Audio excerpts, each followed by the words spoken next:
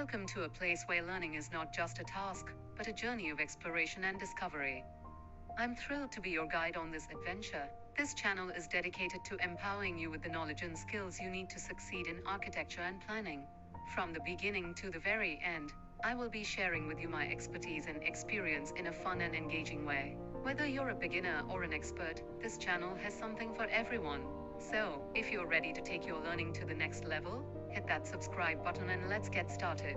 Together we can unlock your full potential and achieve your goals. Welcome to the world of limitless possibilities. Chapter 1. The Dawn of Urbanization.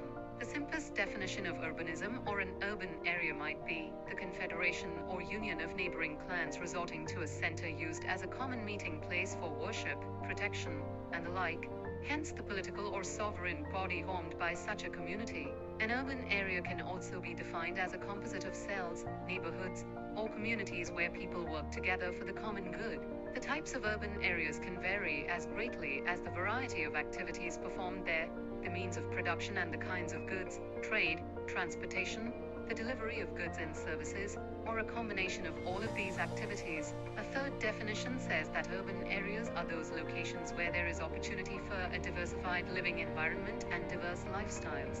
People live, work, and enjoy themselves in social and cultural relationships provided by the proximities of an urban area. Urban areas can be simple or complex. They can have a rural flavor or that of an industrial workshop. They can be peaceful or filled with all types of conflict. They can be small and easy to maintain, or gargantuan and filled with strife and economic problems. Contrary to popular belief, urbanism did not begin when people left the cave. It probably started in the caves themselves, where the people gathered for protection against the elements or for defense against rival tribes. Lewis Mumford states, though permanent villages date only from the Neolithic times, the habit of resorting to caves for the collective performance of magical ceremonies seems to date back to an earlier period, and whole communities, living in caves in the hollowed out walls of rock, have survived in widely scattered areas down to the present. The outline of the city as both an outward form and inward pattern of life might be found in such ancient assemblies. These places of communal living gave way to the village. The village was a byproduct of the development of agriculture in areas where there was an adequate water supply and fertile soil. Many of these earliest villages arose adjacent to what is now the Mediterranean Sea and the Nile, Tigris, and Euphrates rivers. Mumford holds that the so-called urban areas thus newly created and their rural hinterlands were part of an interlaced whole essential to the sustenance of human and animal life, which in turn promoted agricultural production. Many early villages were located on sites that offered some natural protection, sites such as elevated terrain, islands, and peninsulas. Otherwise, artificial defenses had to be built, and villages would be surrounded by barricades or moats. For example, one of the earliest known villages was built on pilings in a Swiss lake. People have always been gregarious beings. They have sought companionship and devised group activities and entertainment. The village was also an appropriate sanctuary for the altar of their deity, a meeting place for assembly, and a center for trade. As the environment became increasingly populated, urbanization resuited. As communities have taken on added functions and have grown, the care of fertile land has become to some extent ignored.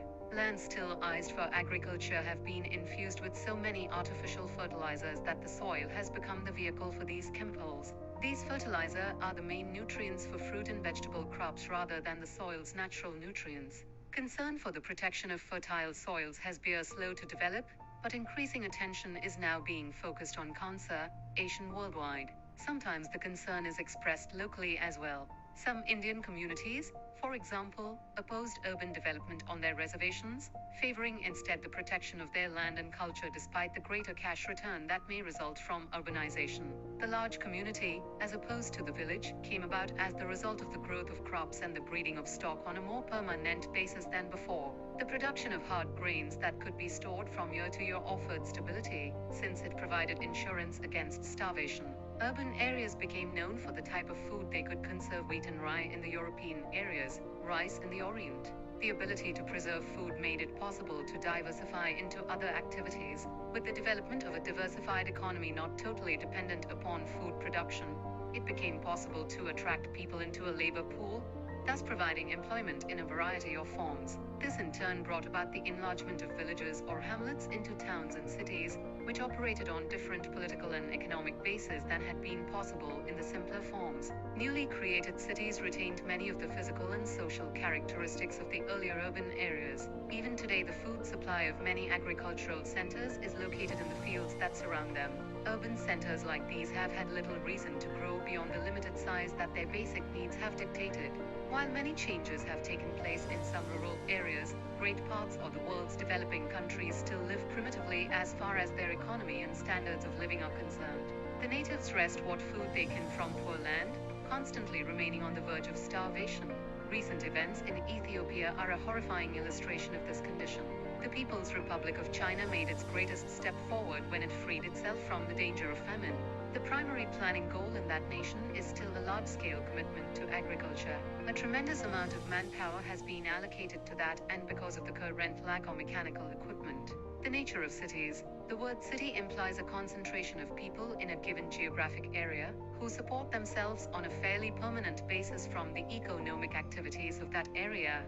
The city can be a center of industry, trade, education, government, or involve all these activities. This diversity of opportunity attracts people from rural areas to the cities. Thus, we find that cities tend to become big if their economic base is broad. These smaller cities are usually satellites that depend on larger cities to sustain their economic life.